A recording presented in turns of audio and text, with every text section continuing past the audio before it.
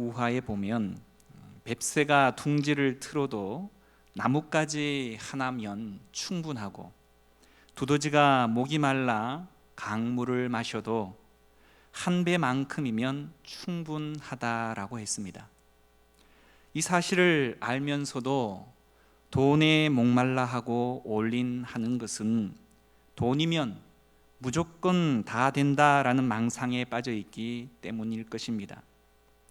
돈은 어느 정도까지는 행복을 증진하는 데 큰 기여를 하지만 그 정도를 지나치면 오히려 행복을 심각하게 훼손하기 마련입니다. 생존 이상의 돈이 모였다면 돈을 지키는 노예가 되지 말고 행복을 위해서 써야 하는 것입니다.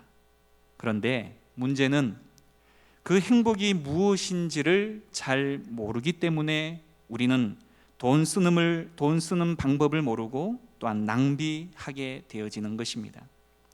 돈을 어떻게 또한 얼마나 버느냐라는 것도 굉장히 중요하지만 어떻게 잘 사용하고 쓰는 것을 아는 지혜가 더욱 중요한 법입니다.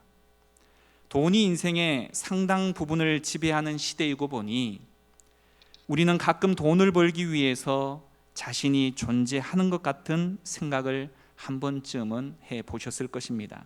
그런데 매일 열심히 일하여서 돈을 벌기는 하는데 항상 우리는 부족에 시달리고 더 많은 돈을 벌기 위해서 집착이 아닌 집착을 하게 됩니다.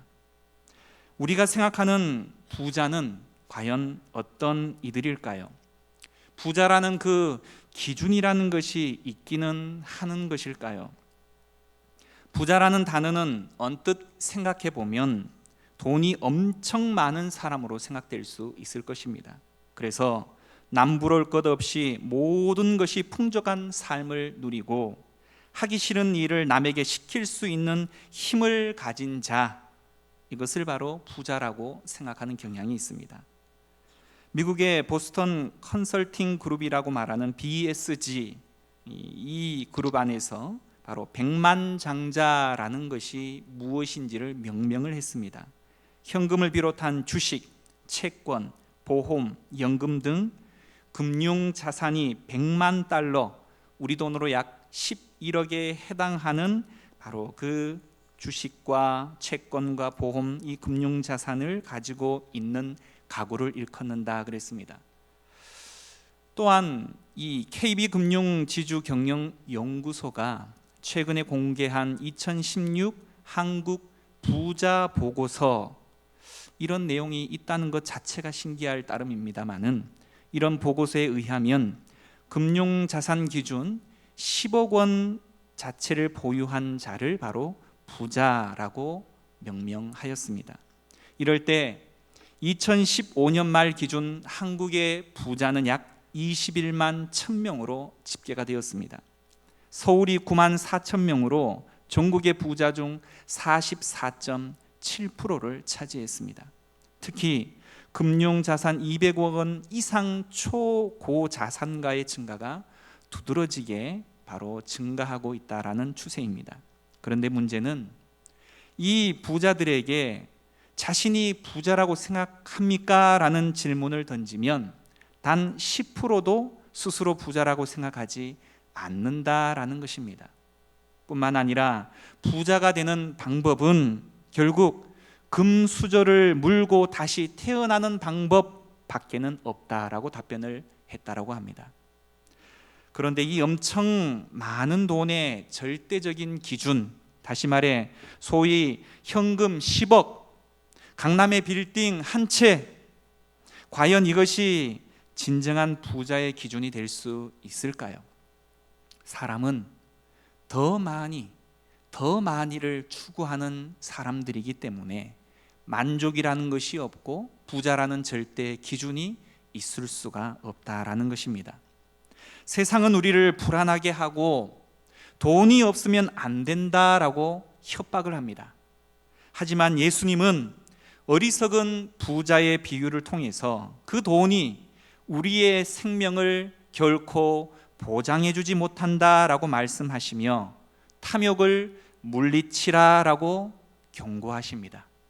그렇다면 성경이 말하는 진정한 부자의 기준은 무엇인지 말씀을 통해서 한번 살펴보기를 원합니다.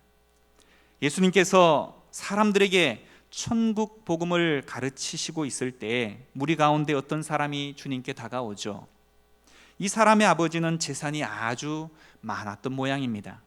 그런데 어느 날 아버지가 갑자기 돌아가셔서 미처 재산을 자식들에게 나누어 주질 못했습니다.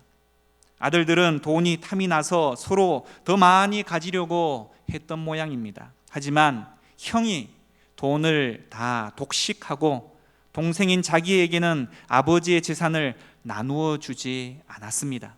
그래서 억울한 동생은 예수님의 말씀을 듣다가 저분이면 형의 마음을 돌이켜서 재산을 나에게 줄 수 있겠다라는 생각이 들어서 예수님께 다가와서 이렇게 말을 하게 되었습니다.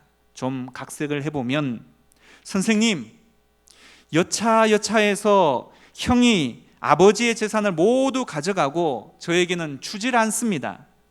당신이 저의 형에게 가서 저의 몫을 좀 받아내 준다면 제가 상당한 돈을 선생님에게 드리겠습니다. 이 말을 듣고 예수님은 어떻게 했을까요? 예수님은 이 사람의 말을 듣고 나서 그 사람에게 꾸지람을 했습니다. 내가 이 땅에 온 목적은 잃어버린 자를 찾아 구원하기 위해서, 천국 복음을 전하기 위해서 온 것이지 너의 재산이나 나누는 사람으로 온 것이 아니다라고 분명히 말씀하신다는 것입니다. 그리고 주님은 이를 물질에 대한 가르침을 주실 수 있는 기회로 사용을 하시죠. 주제는 바로 탐심에 관한 것인데, 예수님께서는 어리석은 부자가 등장하는 비유를 통해서 제자로서 하나님에 대해서 부요해지는 것이 무엇인지를 가르치시고 계십니다. 본문의 내용은 이렇죠. 여기서 다루고 있는 이 탐심이라고 말하는 것은 단순한 물질적 소유를 뛰어넘어서 사람을 잘못된 방향으로 끌고 가는 모든 종류의 죄악된 성향을 말하고 있습니다.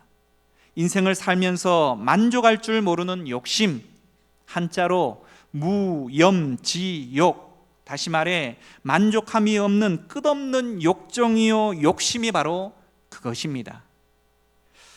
옛날 어느 도시에 자신이 원하는 이상형 남자를 선택하여 살 수 있는 가게가 문을 열었습니다.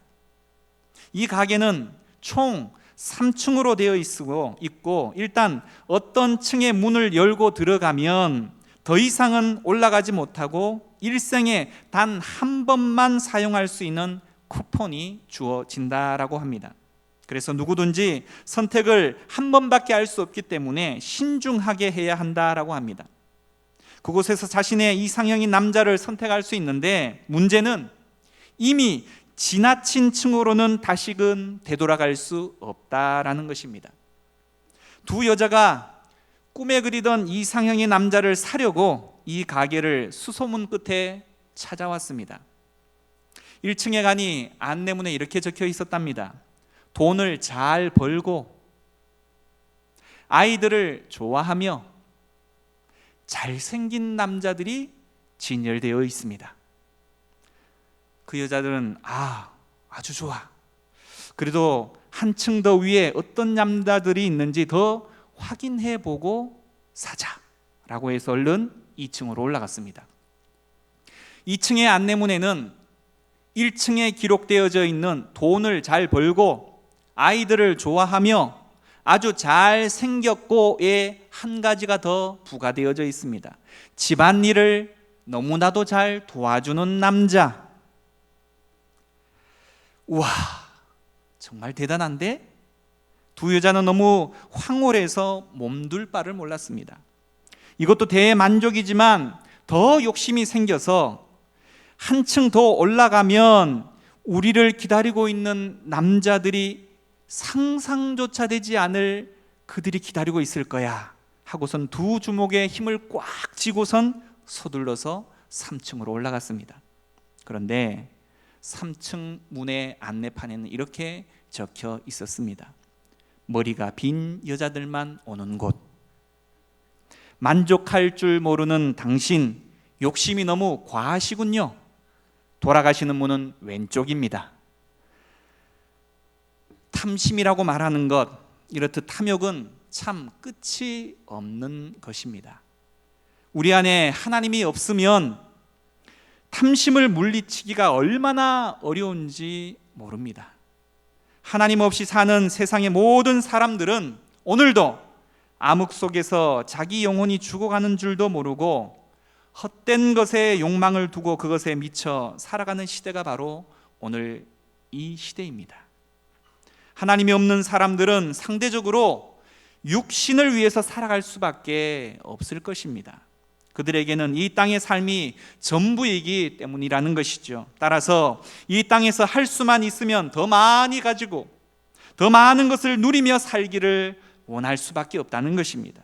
더 좋은 집을 짓고 더 좋은 차를 몰고 더 좋은 옷을 입고 더 좋은 수많은 가방들을 가지고 예수님을 믿는 우리도 이와 같을 때가 있지 않습니까? 예수님에게 마음을 두지 아니하고 헛된 것에 마음을 빼앗겨 살아가게 될 때 내 안에 있어야 할 영적인 부요함이 결국은 사라지고 만다는 것입니다. 하나님은 믿는 백성들에게 그렇게 살면 안 된다라고 촉구하고 계십니다. 적어도 육신적인 삶은 조금 부족하고 가난할지라도 영적으로 부요함이 있어야 한다는 것입니다. 하지만 사실 우리 그리스도인들조차도 현재의 영적인 이러한 빈곤함 가운데에 시달리고 있는 이들이 적지 않은 것 같습니다. 많은 사람들이 교회에 출석은 하지만 영적으로 그리 풍요롭지 못하다라는 것입니다. 왜 그렇습니까? 대화가 단절되었기 때문입니다. 하나님과 대화가 없는 사람은 영적으로 가난하기 때문에 상대적으로 육적인 다른 것들로 채우려고 합니다. 하지만 그러면 그럴수록 우리는 더 목마름을 경험할 뿐이다라는 것이죠.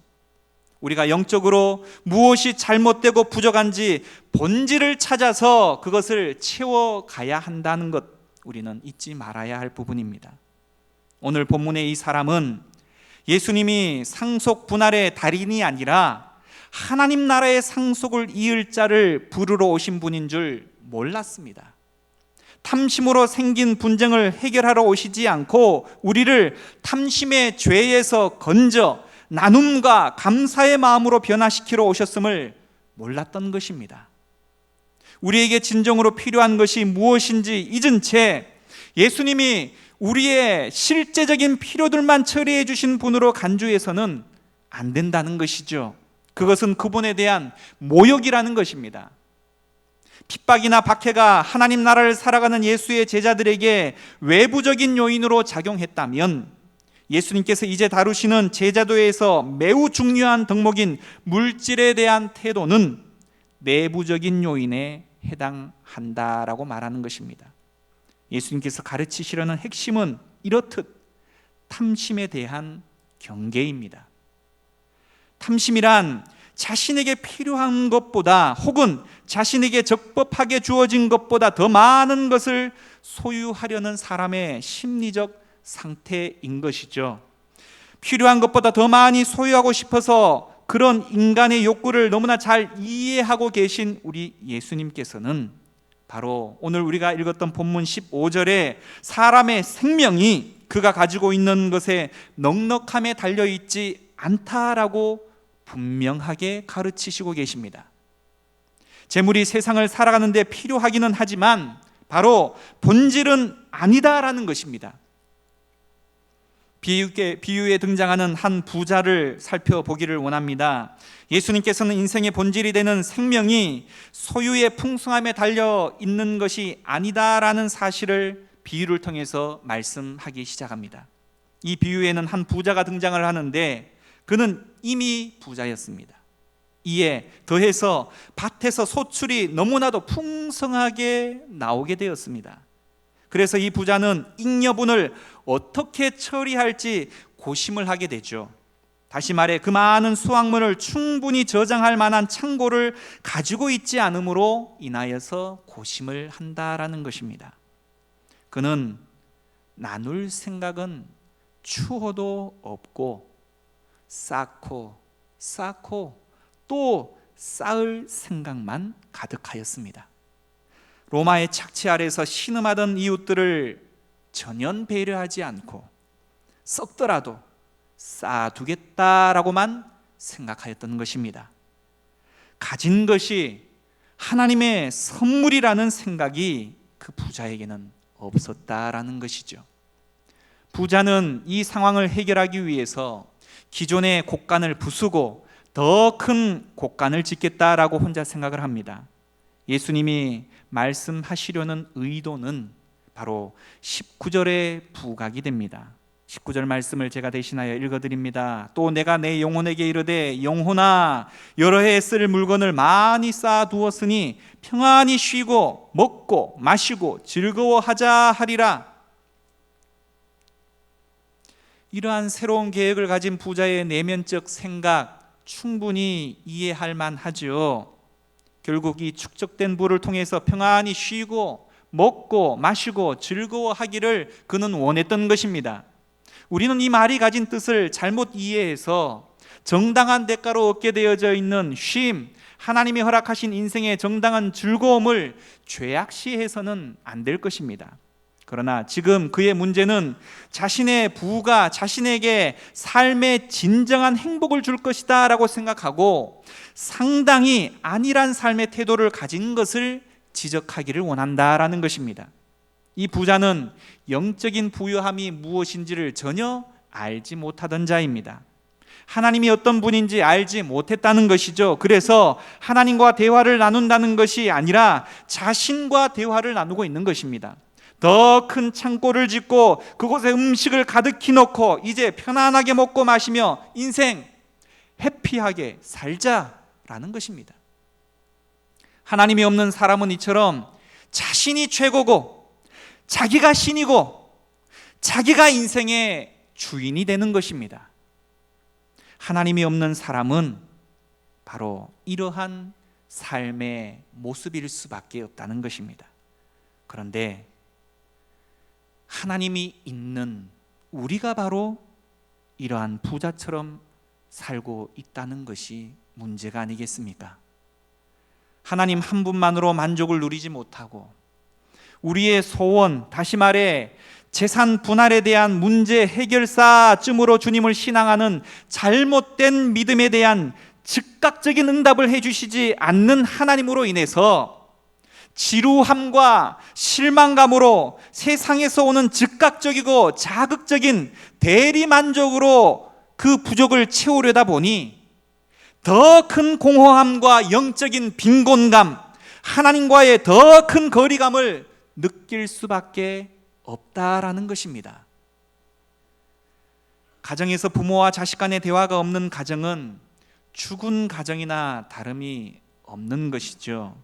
오래된 사건이기는 하지만 고대 2학년이었던 한 청년에 대한 기사가 있어서 잠깐 소개하려고 합니다. 그 청년은 부모를 망치로 쳐서 죽이고 톱으로 토막을 낸 사건이 있었습니다. 그는 교회 청년부도 출석했고 그의 엄마는 이화여대를 나와서 신학도 공부한 적이 있었을 뿐만이 아니라 그의 아빠는 해군 사관학교 출신이었습니다. 한마디로 엘리트 집안이었죠.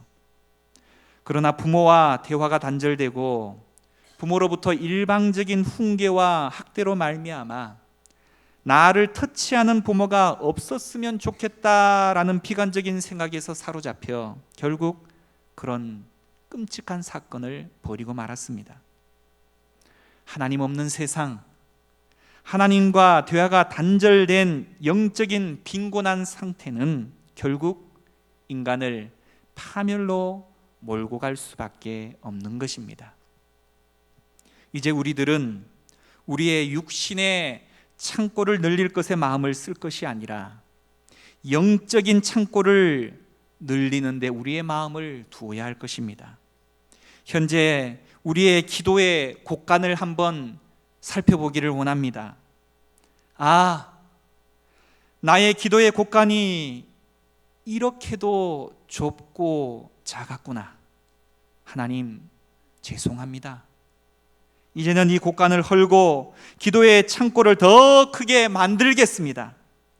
말씀의 곡간도, 순종의 곡간도, 헌신의 곡간도 우리는 영적인 눈으로 살펴보면서 그것을 보수하고 확장하는 데 우리의 남은 생애와 열정을 투자하실 수 있기를 간절히 축원드립니다.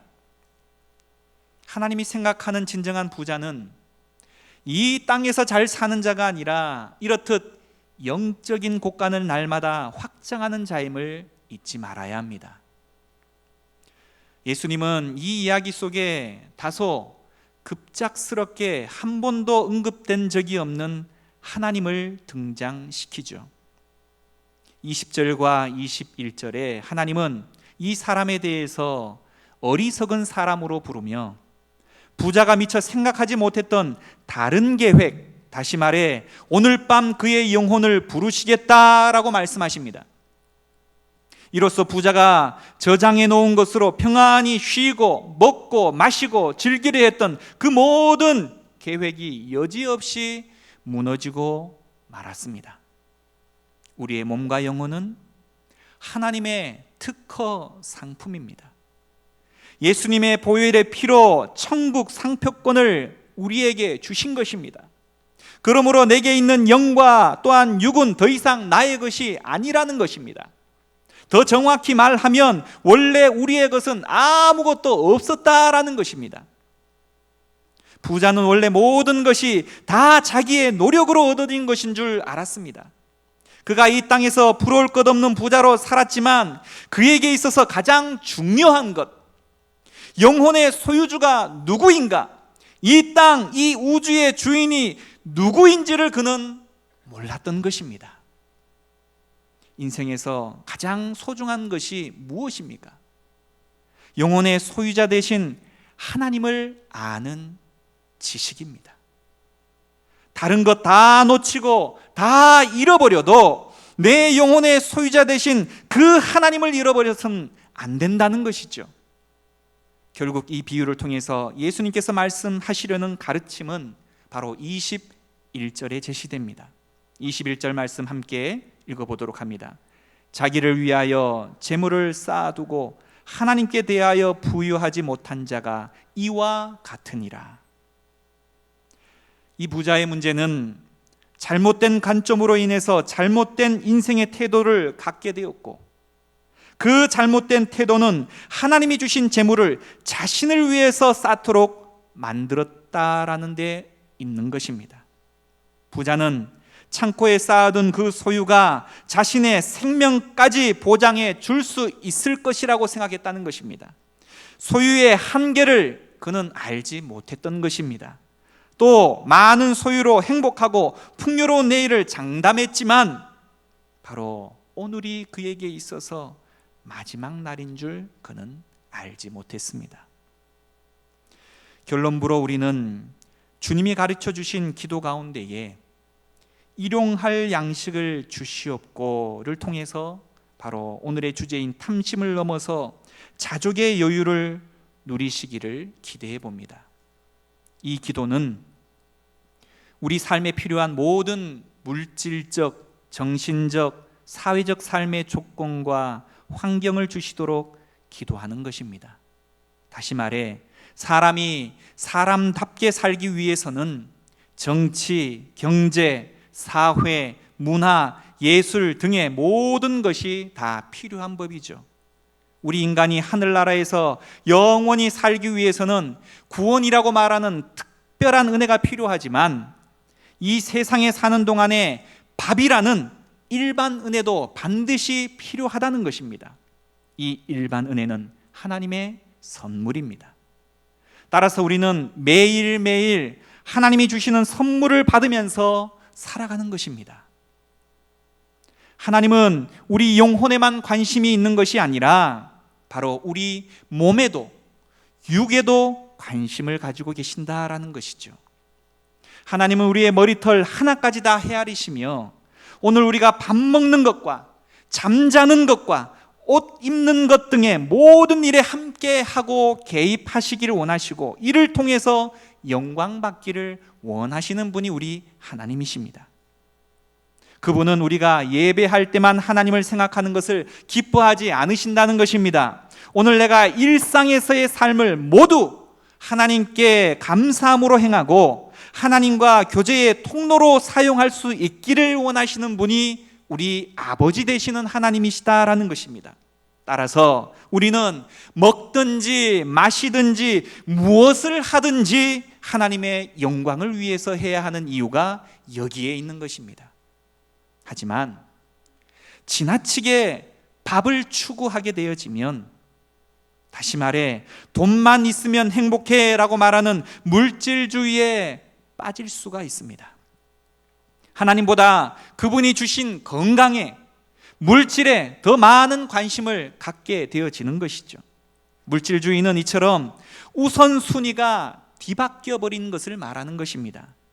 하나님의 영광, 하나님의 나라, 그분의 뜻에 대한 관심, 다시 말해 하나님에 대한 관심보다는 하나님이 주시는 그 양식에 대한 관심이 더 커져버리는 것입니다.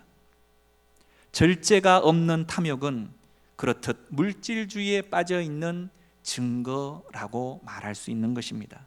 따라서 예수님은 우리에게 양식을 달라라고 기도하되 일용할 양식을 달라고 기도하라라고 말씀하신 것입니다. 다시 말해 생존에 필요한, 오늘을 위한 양식이라는 것입니다. 일용할 양식을 달라는 기도는 출애굽기 16장의 광야의 만나 사건을 배경으로 하고 있다는 것 우리 모두가 다 잘 알고 있는 바입니다. 다시 말해 만나를 거두는 법칙으로서 매일 거두어야 하며 하루 먹을 분량만 거두어야 하고 적게 거두어도 모자라지 않고 많이 거두어도 그 잉여분을 다 내가 먹지 못하는 것, 또한 안식일에는 거두지 말아야 하는 것, 만나는 매일 거두는 양식으로 하나님은 우리 가운데에 허락하신 것입니다. 이처럼 생존에 필요한 최소한의 양식을 구하는 것이 우리에게 허락되어졌다라는 것입니다. 결국 이 기도를 통해서 우리는 물질에 대한 탐욕을 버리라는 것입니다. 우리는 욕심에 사로잡혀 있습니다. 더 먹고 더 갖고 더 입고, 일용할 양식이 아닌 수십 년 먹을 양식을 한꺼번에 얻고 싶은 탐욕이 우리 가운데 있다는 것입니다. 여러분의 가정 가운데에 냉장고 안을 살펴보면 그 해답이 나옵니다. 먹지도 않은 음식이 칸칸이 2겹, 3겹, 4겹 쌓여서 얼어 터지고 썩어 터져도 남아서 썩어서 버리지 베푸는 곳에 사용하지를 못하지 않습니까? 양식은 적당한 분량만 있으면 됩니다. 또한 만나를 매일매일 거두게 하신 것은 매일매일 하나님만 의지하며 살아가라라는 하나님의 뜻이 포함되어져 있습니다. 우리의 힘의 출처는 오직 하나님 한 분밖에는 없는 것입니다. 하나님을 가까이 함이 내게 복이라 라고 말하는 아삽의 73편의 시 가운데에서 우리는 그 교훈을 얻을 수 있지 않겠습니까? 우리는 모두가 다 죄인입니다. 따라서 우리에게는 구원의 말씀도 필요하지만 일용할 양식도 필요합니다. 그래서 우리는 하나님 나라를 위해서 기도해야 할 뿐만이 아니라 날마다의 양식을 위해서도 기도해야 합니다. 하지만 그 이상을 구하는 것은 결국 탐심으로 넘어갈 수 있는 위험이 항상 도사리고 있는 것입니다. 예수님께 찾아온 사람의 관심은 이렇듯 생명이 아니라 돈에 있었습니다. 생명을 주려고 오신 예수님께 소유를 넉넉하게 하는데 도움을 달라라고 요구했던 것입니다. 이 얼마나 어처구니 없는 일입니까? 우리의 기도가 이렇지 않느냐라는 것입니다. 우리에게 생명을 주러 오신 그분께 우리는 너무나 하잘것없는 것을 구하고 있지는 않느냐라는 것입니다. 탐심의 결과는 하나님에 대해서 부여하지 못한 자가 되는 것입니다. 땅의 재물은 풍성하지만 하나님 앞에서는 빈곤한 자가 되어서는 결탄코 되지 말아야 하지 않겠습니까? 진정한 부자는 내 인생의 소유주가 누구인지를 바로 아는 것에서부터 시작됩니다. 날마다 그분과 대화를 나누며 심령이 가난한 자는 복이 있나니 라는 것을 기억하며 삶과 마음의 탐심을 물리치고 헛된 것에 마음을 두지 않으며 하나님이 주신 재물로 가난한 자들을 섬길 줄 알며 일용할 양식에 감사할 줄 아는 자족하는 사람, 이런 자가 하나님께 대하여 부요한 자입니다. 안락한 노후, 그러한 대책만큼이나 안전한 사후 대책이 시급한 시대입니다. 불안이 쌓여가는 이 시대에 내 인생의 안전과 내 자녀의 미래를 어디에 두고 계십니까? 우리는 자신의 전 생애 속에서 하나님의 요구에 대답해야 할 책임이 있습니다. 어떤 모습의 삶이든 그 모든 삶을 최후의 순간까지 믿음 안에서 씨름해야 한다는 것입니다. 그런데 무의미하게 반복되는 것처럼 보이는 우리의 일상에 우리의 선택과 결정이 얼마나 중요한지를 우리는 잘 알지 못하면서 하루를 쉽게 흘려보내고 많은 인생을 살아가고 있지는 않습니까? 우리는 평범한 하루를 살면서도 얼마든지 올바른 길을 선택할 수도 있고 죄악된 길을 선택할 수도 있는 자들입니다. 선택하고 결정할 책임은 신이 우리에게 주신 가장 고귀한 선물입니다. 신앙의 삶이라는 것은 자기 인생의 매 순간에 대해서 영원히 책임지기 위해 모든 가능한 것을 동원하는 삶을 말하는 것입니다.